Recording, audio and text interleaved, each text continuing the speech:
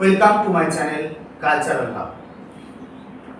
আমরা future tense নিয়ে আজকে আলোচনা করব এবং আগে আলোচনা করেছিলাম পাস্ট টেন্স এবং প্রেজেন্ট টেন্স নিয়ে।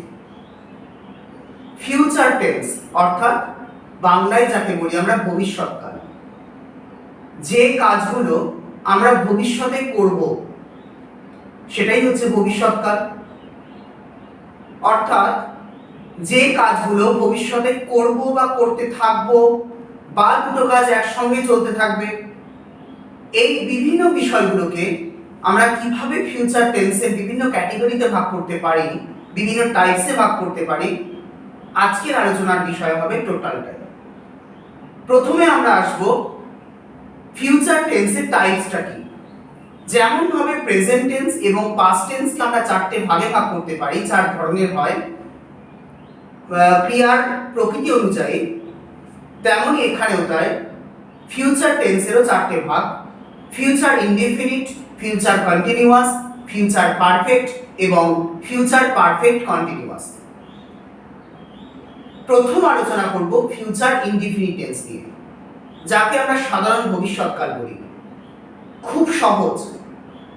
আমরা বলি কাল আমি কলকাতা যাব, আমি বিদ্যালয়ে যাব, সিম্পল কোনো কাজ, তাহলে সেটাই হচ্ছে ফিউচার ইনডেফিনিট টেন্স।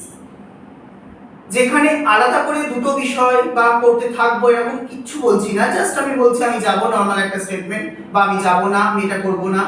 তাহলে যেটা করিনি এখনো ভবিষ্যতে করব বা হবে, সেটাই হচ্ছে ফিউচার ইনডেফিনিট টেন্স। এর স্ট্রাকচারটা কি থাকে, কি বসে, ভার্ব ফর্ম কি বসে।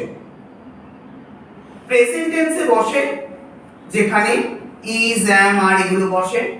পাস্ট টেন্সে ওয়াজ, ওয়্যার এগুলো। ফিউচার টেন্সের কিন্তু বি ভার্ব একটাই, একটা মানে শ্যাল বা উইল, যেখানে আমরা পার্সন অনুযায়ী চেঞ্জ করতে পারি। তাহলে শ্যাল উইল বসে, প্রথমে সাবজেক্ট, তারপর শ্যাল বা will, according to subject shall বা উইল আমাদের ঠিক করতে হবে, এবং তারপর ভার্ব ফর্ম, যেটা কিন্তু পাস্ট প্রেজেন্ট ফর্ম, যেটাকে আমরা ভার্ব ওয়ান বলি, তাহলে first form of the verb, এবং তারপর অবজেক্ট থাকলে অবজেক্ট। যেমন আমি যদি উদাহরণ দিই, বাংলায় যদি বলি আমি কাল বিদ্যালয়ে যাব, তাহলে আমি আইয়ের সাথে কি বসবে, আইটা হলো ফার্স্ট পারসন, আর ফার্স্ট পারসন অর্থাৎ আই, উই এগুলোর সাথে শ্যাল বসে। তাহলে I shall go to school, আমি বিদ্যালয়ে যাব, গো বসলো কেন, এটা ভার্ব ওয়ান, গো ওয়েন্ট গান, কিন্তু ভার্ব ওয়ান কি গো, তাই I shall go to school tomorrow.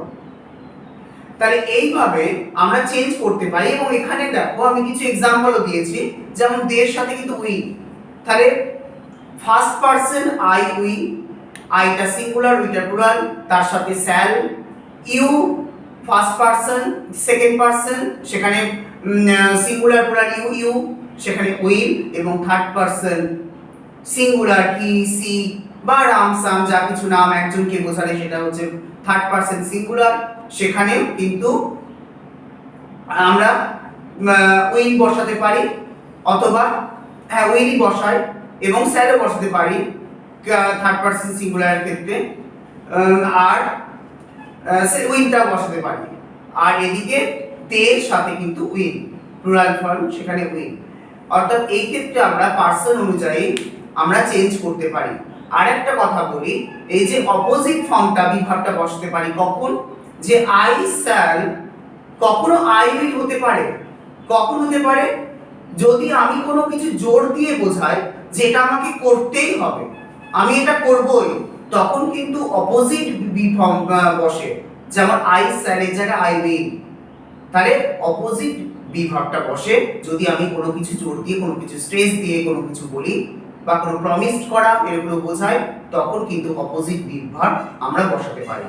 তাহলে এইভাবে আমরা কিছু প্র্যাকটিস করব, এবং তার সঙ্গে অবশ্যই আমি বারবার বলেছি বাংলার সাথে ইংলিশ, এবং তাতে আমাদের ট্রান্সলেশনটা হয়ে যাবে, কারণ আমরা বাংলায় কথা বলি, সেগুলোকে কন্টিনিউ ইংলিশে ট্রান্সলেট করে করে প্র্যাকটিস করব।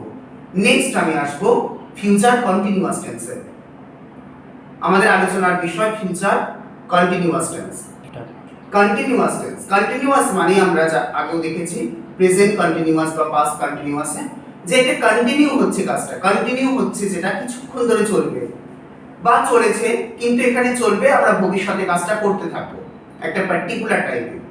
তাহলে the action have started before that moment but it will not have finished in a particular time and it will be continued for a moment, কিছুক্ষণ সময়ের জন্য এটা চলতে থাকবে।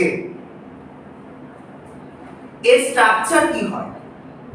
শ্যাল বা উইল এটা তো বসে, এটা বি ভার্ব ফিউচার টেন্সের, তার সঙ্গে বি বসবে, be only B E be, এবং তারপর ভার্ব, অবশ্যই ভার্বের present form, first form of the verb, তার সঙ্গে আইএনজি, ঠিক আছে, এবং একটা নির্দিষ্ট টাইম বলতে পারি কখনো কখনো, বা একটা সময় বা একটা দিন সেটা কিন্তু মেনশন করতে পারি। আমি একটা স্ট্রাকচার উদাহরণ দিয়ে বোঝাই যে আমি আগামীকাল 8টার সময় সন্ধ্যা 8টার সময় লিখতে থাকবো। তাহলে আমি এটাকে যদি ইংলিশে নিয়ে যাই যে আমি এর সাথে তোমরা জানো শ্যাল বসবে, তাহলে আই শ্যাল, একটা বি বসবে, বি আই শ্যাল বি, লেখা রাইট, তাহলে রাইট এর সঙ্গে ING writing, I shall be writing at 8 PM, আমি বলেছি সন্ধ্যা 8টার সময়, তাহলে 8 PM, তাহলে টুমরো, তাহলে I shall be writing 8 PM at 8 PM tomorrow 8 PM, or tomorrowটা আমি ফার্স্টেও দিতে পারি। তাহলে এইভাবে কি আমি ভার্ব দের সাথে উইল, তাহলে আমি একটা एग्जांपल দিয়েছি, they will be cooking food at this time, অথবা I shall be going to the office at 8 AM tomorrow। তাহলে এইভাবে আমরা কি করতে পারি, পার্টিকুলার সময় বেসিসে আমরা এটাকে ইউজ করতে পারি। খুব সহজ, আমরা যদি স্ট্রাকচারটাকে ভেবে নিই তাহলে কিন্তু আমাদের কাছে খুব ইজি মনে হবে। তাহলে আমি আরেকবার রিপিট করছি, প্রথমে সাবজেক্ট অর্থাৎ আই উই ইউ যা কিছু বা নাম হতে পারে, তারপরে শ্যাল বা উইল যেটা যার সঙ্গে বসে অর্থাৎ পার্সন অনুযায়ী শ্যাল বা উইল, বি কমন প্রত্যেকের সঙ্গে বি বসবে, ভার্বের ফার্স্ট ফর্ম অর্থাৎ প্রেজেন্ট ফর্ম, তার সঙ্গে আইএনজি, তারপর যা অবজেক্ট থাকবে অবজেক্ট, এবং আমরা একটা টাইম যদি থাকে টাইম মেনশন করেও আমরা বলতে পারি। তাহলে এটাই হচ্ছে future continuous tense. Future perfect tense, future perfect টেন্সে কি হয়েছে না, কিছু কাজ হয়তো হয়ে গেছে, ভবিষ্যতে কিছুক্ষণ আগে হয়ে গেছে, সেটা হচ্ছে ফিউচার পারফেক্ট টেন্সে বসে। যেমন অথবা দুটো কাজের মধ্যে একটা কাজ ফিনিশড হয়েছে কিছুক্ষণ আগে, তাহলে the action finished before other event, কোন একটা ঘটনার আগে একটা ঘটনা ঘটে গেছে, সেই ক্ষেত্রে কিন্তু যে ঘটনাটা আগে ঘটেছে সেখানে আমরা ফিউচার পারফেক্ট টেন্সের স্ট্রাকচারে বসাই, বাকিটা কিন্তু বাকি আর একটা যে ঘটনা সেটা কিন্তু আমরা নর্মাল সিম্পল টেন্সে রাখি। সেখানে আমাদের স্ট্রাকচারটা কি থাকে, শ্যাল বা উইল ডেফিনেটলি বসবে, তারপর বসবে হ্যাভ, ঠিক আছে, হ্যাভ বসবে, এবং তারপর third form of the verb, third form of the verb means past participle form, যেটাকে আমরা বলি পাস্ট পার্টিসিপল ফর্ম। যেমন গো ওয়েন্ট গান, তাহলে এখানে গান বসবে, তাহলে আই শ্যাল হ্যাভ গান just before the other event have done। তাহলে এখানে কিন্তু যে কোনো ঘটনার আগে হতে পারে, যেমন আমি দুটো एग्जांपल দিয়েছি যে I shall have done the work, simple ভাবে। আরেকটা एग्जांपल কি না, I shall have done the work before my father comes। মাইন্ডলি ফলো করো যে এই যে my father comes এটা কিন্তু সিম্পল টেন্সে comes, আমরা জানি এখানে third person my father, third person singular, তার সঙ্গে কামের সঙ্গে এস যোগ হলো, অর্থাৎ যেটা সিম্পল টেন্সের নিয়ম, সিম্পল অর্থাৎ প্রেজেন্ট টেন্সের নিয়ম। তো এই ক্ষেত্রে আমরা এই ফর্মটা, এই সেন্টেন্সটাকে প্রেজেন্ট টেন্সে রাখছি, বাকি কিন্তু I shall have done the work, আমি এই কাজটা করেছি, আমার বাবার আসার আগে আমি এই কাজটা করেছি, হয়তো করেছি, মানে এখানে কিন্তু ভবিষ্যতে মানে কাজটা করে থাকবে, কিন্তু পারফেক্ট টেন্সের নিয়মে বসছে। তাহলে এই ক্ষেত্রে কিন্তু ফিউচার পারফেক্ট টেন্স বসে। ঠিক আছে, নেক্সট আমরা আলোচনা করব ফিউচার পারফেক্ট কন্টিনিউয়াস।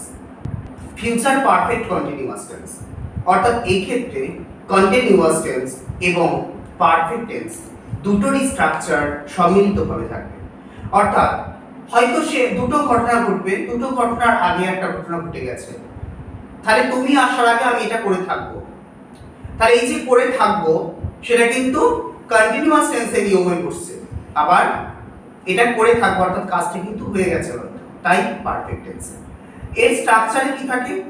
সাবজেক্ট, তারপরে শ্যাল বা উইল, তারপরে হ্যাভ, তারপরে বিন বসবে, BEEN বিন, তারপরে মেইন ভার্ব অর্থাৎ ভার্বের ফার্স্ট ফর্ম তার সঙ্গে আইএনজি,